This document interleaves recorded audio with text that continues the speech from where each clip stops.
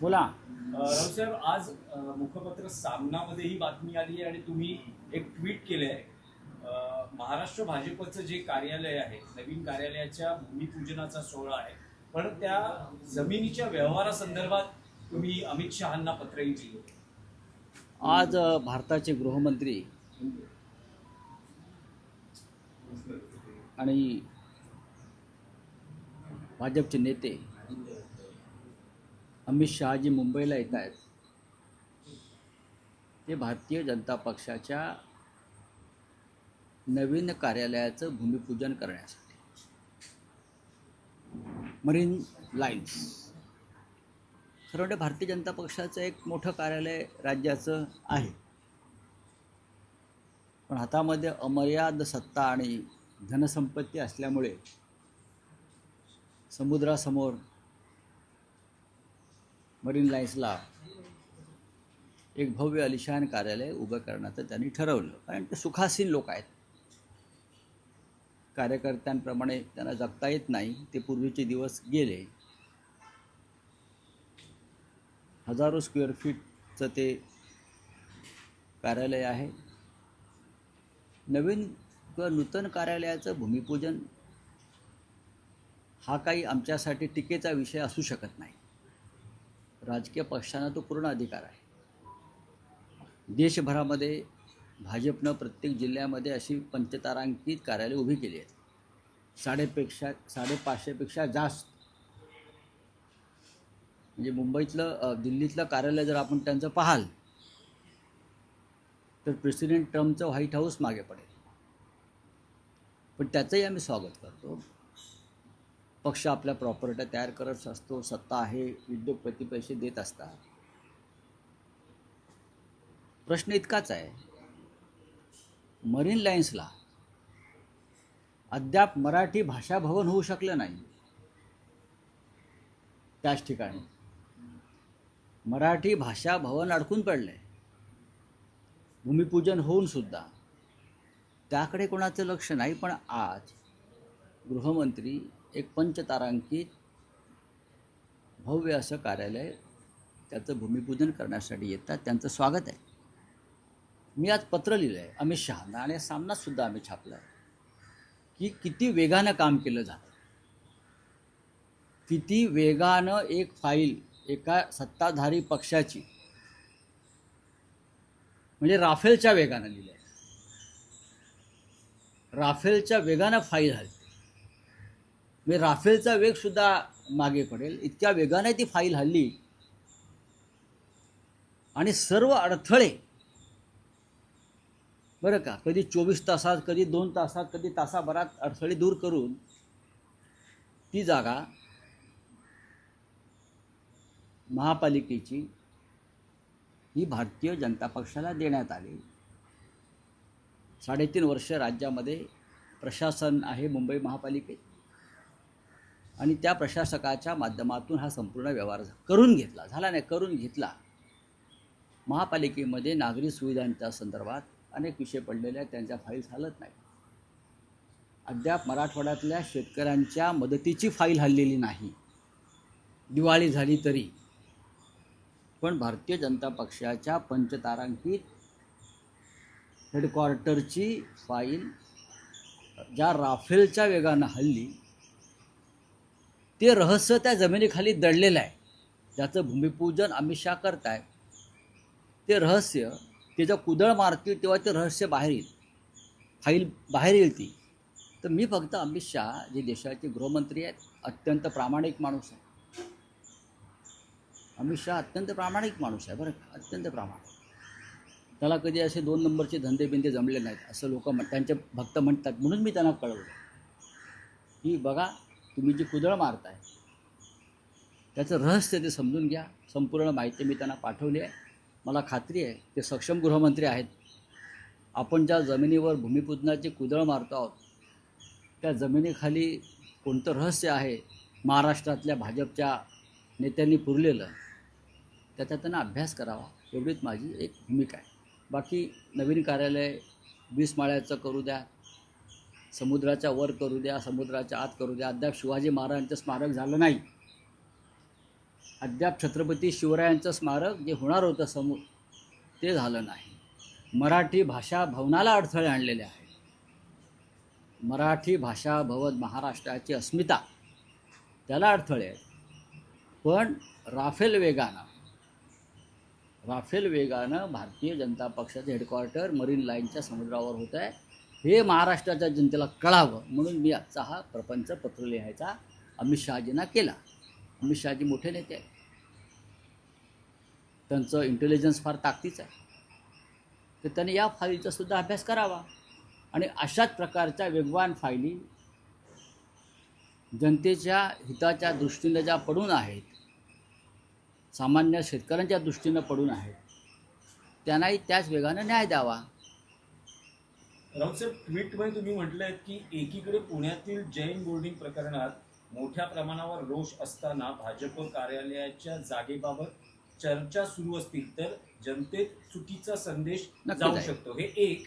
आणि दुसरं असं आहे की पुण्यातलं जे जैन बोर्डिंगचं प्रकरण आहे त्यात अपडेट अशी आहे की गोखले पुण्यातील जैन बोर्डिंग जमीन व्यवहार रद्द झालेला आहे. विशाल गोखलेंनी त्यातून त्या व्यवहारातून माघार घेतलेली आहे. हा जनतेचा दबाव, जनतेचं आंदोलन आणि पब्लिक क्राय. जनतेचं आंदोलन काय करू शकतं हे जर आता तुम्ही जी दिलेली माहिती सत्य असेल तर जनतेचं आंदोलन काय करू शकतं, पब्लिक क्राय काय करू शकतो, याचं हे जैन बोर्डिंगच्या जमिनीचा विषय हा त्या दृष्टीनं महत्त्वाचा आहे. नाही, पण पब्लिक क्राय जरी म्हणतात तरी हे प्रकरण रवींद्र धंगेकरांनी लावून धरलं तर यात रवींद्र धंगेकर यांचं श्रेय नाही आहे का? कारण त्यावरून बरेच राजकीय आरोप प्रत्यारोप सगळं बघा, श्रेय सगळ्यांचंच आहे.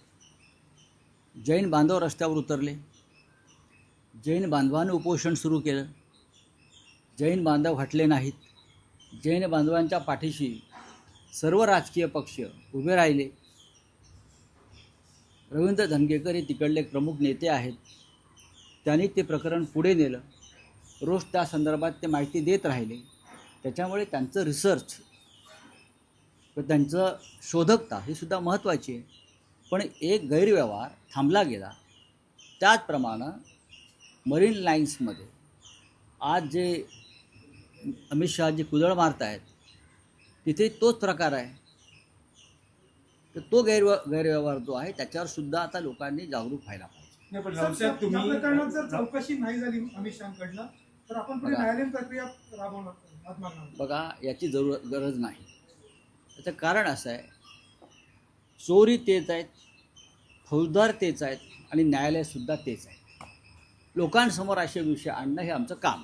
रावसाहेब, या भाजपच्या प्रदेश कार्यालयाच्या जागेचा म्हणजे जिथे भूमिपूजन होत आहे, तुम्ही म्हणतात वेगाने फायली हल्ल्या, काय वेगाने रहस्य- फायली हल्ल्या रहस्य काय आहे? आणि आणि या जागा आणि आणि व्यवहाराचं? आणि त्यातले मूळ मालक बरं का, भोगवटाधारक ह्यांचे याच्यात कसे बदल होत गेले जागा मिळवण्यासाठी, ह्याचं इत्यंभूत माहिती, तांत्रिक मुद्दे, राजकीय मुद्दे, एकनाथ डेव्हलपर, हे सगळे मुद्दे ह्याच्यामध्ये आलेले आहेत. तुम्ही ते पत्र लोकांसमोर आणावं अशी माझी विनंती आहे. राज्याच्या हिताच्या दृष्टीनं मराठवाड्यातल्या शेतकऱ्यांच्या मदतीची फाईल अद्याप उघडली गेली नाही, पण ज्यांच्या हातात सत्ता आहे त्यांनी आपल्या कार्यालयाची फाईल किती वेगानं फिरवली आणि फिरू शकते एवढंच मला सांगायचं आहे. माझ्या त्यांच्या नवीन कार्यालयाला शुभेच्छा आहेत. तिथून राज्याच्या हिताचं आणि मराठी माणसाच्या हिताचं काम हो, पण त्याच कार्यालयाच्या खिडकीतून अर्धवट राहिलेलं मराठी भाषा भवनसुद्धा त्याने पाहायला पाहिजे, हे माझं मत आहे. रावसाहेब, फलटणमध्ये महिला डॉक्टरची आत्महत्या सध्या बातम्यांच्या केंद्रस्थानी आहे. लोकसभेतील विरोधी पक्षनेते राहुल गांधी असं म्हणतात की ही संस्थात्मक हत्या आहे. तर काल मुख्यमंत्री फलटणमध्ये होते, त्यांनी असं म्हटलंय की अलीकडे सगळ्या गोष्टीत राजकारण करण्याची पद्धत आली आहे. रणजितदादा आणि सचिन पाटील यांना बदनाम करण्याचा प्रयत्न सुरू आहे आणि या प्रकरणात थोडीशीही शंका आली असती तरी मी हा कार्यक्रम रद्द केला. फडणवीस खोटं बोलतात, त्यांना खोटं बोलण्याचं व्यसन जडलं. राज्याच्या मुख्यमंत्र्यांनी इतकं खोटं बोलू नये. फडणवीसांनी संवेदनशील असायला पाहिजे. विरोधकांवरती लाथा घालून किंवा शिव्या घालून राज्याचे प्रश्न सुटणार नाहीत. ज्या अर्थी जनतेचा रोष आहे, तुम्ही काही काळ हा विषय गांभीर्याने तुम्हाला पाहता आला असता, पण तुम्हाला राजकारण महत्त्वाचं होतं, कालचा कार्यक्रम महत्त्वाचा होता, त्याच्यामुळे तुम्ही काल तिथे गेलात. डॉक्टरची आत्महत्या, एका महिला डॉक्टरची आत्महत्या, हा विषय जर तुम्ही गांभीर्याने घेत नसाल, मुळात ही हत्या झाली याला तुम्ही जबाबदार आहात, एक लक्षात घ्या. त्या मुलीनं आत्महत्या केली आणि तिला करायला भाग पाडला, याचा अर्थ कायद्याची भीती आणि गृह खात्याची भीती राहिली नाही. आणि हे महाराष्ट्रात वारंवार होत आहे.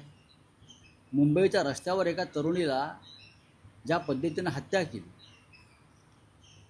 हा सुद्धा विषय गंभीर आहे ना. तुम्हाला इतर सर्व गोष्टी करायला वेळ आहे, व्हिजिलन्स इतर लोकांवर करायला वेळ आहे, इतर लोकांच्या मागे इंटेलिजन्स लावायला वेळ आहे, भारतीय जनता पक्षाच्याच लोकांचे फोन टॅप करायला वेळ आहे, पण या महाराष्ट्रात वाढत चाललेली कायदा सुव्यवस्थेची अव्यवस्था ती सावरायला वेळ नाही. चलिए आपका क्या राहुल साहेब, एकच प्रश्न आहे मराठीतला की आज उद्धव ठाकरे यांच्या नेतृत्वाखाली मुंबईत शिवसेना युपीटीच्या पदाधिकाऱ्यांचा मेळावा होतो. महापालिका निवडणुकांच्या दृष्टीनं मार्गदर्शन करण्यात, पण मतचोरी हा एक महत्त्वाचा अजेंडा सध्या उद्धव ठाकरेंच्या. दोन गोष्टी महत्त्वाच्या आहेत. आजचा मेळावा हा उपशाखा प्रमुखांचा मेळावा आहे. जे आमचं प्रत्यक्ष जमिनीवरची फौज आहे, सैन्य आहे, त्यांना आपण आज काय संदेश देतो आहे याकडे सगळ्यांचं लक्ष आहे. उद्धव ठाकरेजी पक्षप्रमुख आज त्यांना मार्गदर्शन करतील आणि मोठ्या प्रमाणामध्ये मुंबईतून, हा फक्त मुंबईतल्या उपशाखा प्रमुखांचा मेळावा आहे, लक्षात घ्या. आणि 1 नोव्हेंबरला मतदार यादीतल्या घोटाळ्यांसंदर्भात सर्व पक्षांचा एक मोठा मोर्चा निघतो आहे.